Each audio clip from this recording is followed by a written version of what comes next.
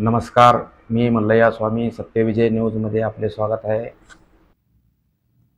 मुंबई में gateway of India के पास नाव हादसे में 13 लोगों की मौत हो गई। ये हादसा कई हंसते खेलते परिवारों को दर्द दे गया। तेज रफ्तार नेवी की स्पीड बोट एक नाव से टकरा गई और नेवी बोट पर 3 सैनिक सवार थे, उनकी भी इस हादसे में जान चली गई। वहीं नाव पर सवार 10 लोग इस हादसे का शिकार हुए हैं। इस हादसे में 100 से ज्यादा लोगों को रेस्क्यू किया गया। जो लोग इस हादसे में बच गए वो इस भयावह मंजर को भूल नहीं पा रहे हैं। इस हादसे में जिन्होंने अपनों को खोया है वो सिसक रहे हैं। चश्मदीदों के मुताबिक इस हादसे ने टाइटैनिक जहाज हादसे की यादें ताजा कर दी। नाव हादसे में घायल हुए लोगों को मुंबई के अलग अलग अस्पतालों में भर्ती कराया गया है, जहां उनका इलाज चल रहा है। जो लोग इस हादसे में बच गए उन्होंने उस वक्त की याद करते हुए बताया कि बोट की रफ्तार करीब 100 किलोमीटर प्रति घंटे की थी। वो समुद्र में गोल गोल चक्कर काट रही थी।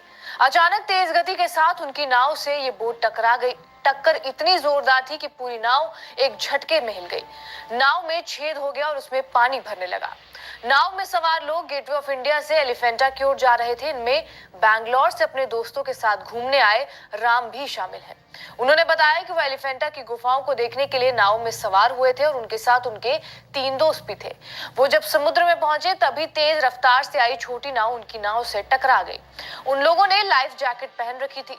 टक्कर लगते ही उनकी नाव में पानी भरने लगा और उनकी नाव टूट गई। जो लोग नाव में सवार थे वो समुद्र में चले गए। उन्होंने ये भी बताया कि एक महिला डूबने लगी और उसने उसे खींच लिया। उत्तर प्रदेश के गौतम मुंबई में रहते हैं। उनकी माँ, बहन और मौसी घूमने के लिए यूपी से आई थी। वो लोग नाव में सवार थे। गौतम ने बताया कि हादसे में वो, उसकी माँ और बहन बच गए, लेकिन उनकी मौसी का पता नहीं चल पा रहा है। इस हादसे में कई लोग ऐसे हैं जिनका अपने परिवार से संपर्क नहीं हो पाया। कई आपस में इलाज के दौरान बिछड़ गए। अलग अलग अस्पतालों में इलाज के लिए इन्हें भर्ती कराया गया। इन्हीं में से एक तरुण भी है जिनकी उम्र 14 साल है। तरुण अपने परिजनों के साथ घूमने के लिए निकले थे और उसके साथ उसके माँ बाप, भाई और भाभी भी थे। वो उन्हें खोज रहा है। माँ का इलाज दूसरे अस्पताल में चल रहा है, लेकिन बाकी लोगों का पता नहीं चल पा रहा। हादसे में बचे लोगों का कहना यह है कि प्रशासन ने मदद में देरी कर दी।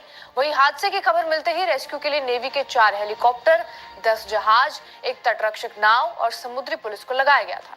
बेंगलुरु निवासी विनायक मथम भी इस हादसे में मुझे लगा कि नौसेना के क्राफ्ट कर्मी मौज मस्ती के लिए निकले हैं, क्योंकि उनकी नाव हमारी नौका के चारों ओर चक्कर लगा रही थी। उन्होंने कहा जब यात्री नाव पर चढ़े तो उन्हें लाइफ जैकेट पहनाई जानी चाहिए थी।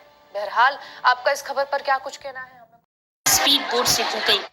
जबरदस्त टक्कर के बाद यात्रियों से भरी नाव समुद्र में पलट गई। इस हादसे में 13 लोगों की जान गई है, जिसमें 3 नेवी और 10 यात्री शामिल हैं। हालांकि बोट में 100 से ज्यादा लोग सवार थे।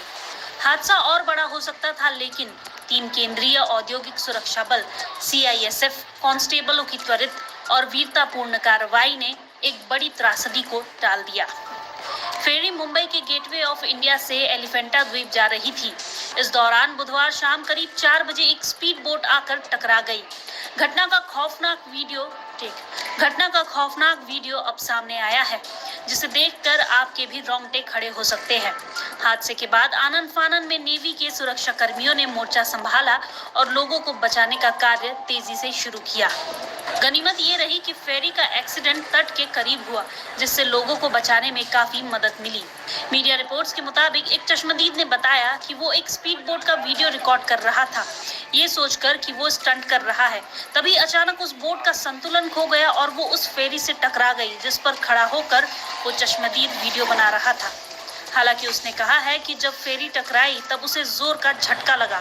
स्पीड बोट पर सवार यात्रियों में से एक हवा में उछल गया और जब वो नाव की डेक पर गिरा। सत्यविजय न्यूज चॅनल संपादक मल्लय्या स्वामी या चॅनलला लाईक करा, शेअर करा, सबस्क्राईब करा